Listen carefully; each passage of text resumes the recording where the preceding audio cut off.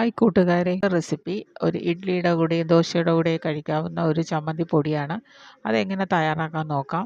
വളരെ ഈസി ആയിട്ട് തയ്യാറാക്കാൻ സാധിക്കും. പാത്രം അടുപ്പത്തിലേക്ക് വെച്ചതിന് ശേഷം ലോ ഫ്ലെയിമിലായിരിക്കണം.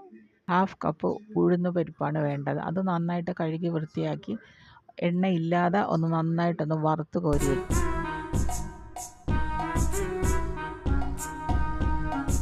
പിന്നെ വേണ്ടത് 1/4 കപ്പ് കടലപ്പരിപ്പാണ്. ഇത് നന്നായിട്ട് കഴുകി വൃത്തിയാക്കി എണ്ണ ചേർക്കാതെ വറുത്ത് കോരി എടുക്കുക. പിന്നെ വേണ്ടത് 1/4 കപ്പ് പച്ചരിയാണ്. പച്ചരി നന്നായിട്ട് കഴുകി വൃത്തിയാക്കിയതിന് ശേഷം എണ്ണയില്ലാതെ ഒന്ന് വറുത്തെടുത്ത് മാറ്റി വയ്ക്കുക. ഇത്രയും ചെയ്തതിന് ശേഷം ഫ്ലെയിം ഓഫ് ചെയ്യുക.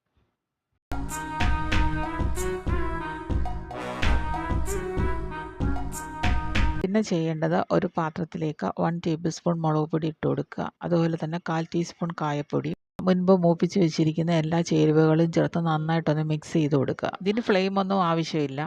സാധാരണ ഒരു പാത്രത്തിൽ തന്നെയാണ് ഇത് ചെയ്യുന്നത്.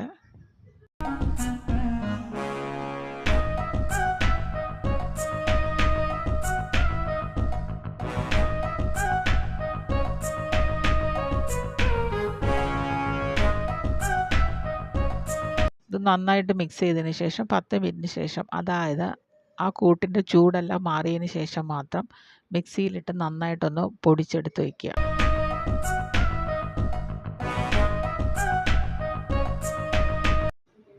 ഈ ചട്നി പൗഡർ ഡ്രൈ ആയിട്ടുള്ള കുപ്പികളിൽ സൂക്ഷിച്ച് വെക്കാവുന്നതാണ്. വളരെ നാളിത് കേടുകൂടാതിരിക്കും. യൂസ് ചെയ്യേണ്ട വിധം: ചട്നി പൗഡർ എടുത്തതിന് ശേഷം ആവശ്യത്തിന് ഉപ്പ് ചേർത്ത് കൊടുക്കുക. അതുപോലെ അല്പം എണ്ണയും ചേർത്ത് കൊടുത്ത് നന്നായിട്ട് ഒന്ന് മിക്സ് ചെയ്ത് ഉപയോഗിക്കാവുന്നതാണ്. മുഴുവൻ പൗഡറിലും കൂടെ ഉപ്പ് ചേർത്ത് വെക്കരുത്. ആവശ്യത്തിന് മാത്രം എടുക്കുക, അതിൽ ഉപ്പ് ചേർക്കുക, എണ്ണ ചേർക്കുക, ഉപയോഗിക്കുക. എല്ലാവരും ട്രൈ ചെയ്ത് നോക്കുമെന്ന് വിചാരിക്കുന്നു. വളരെ രുചികരമായ ഒരു ചമ്മന്തി പൊടിയാണ്. Okay, thank you.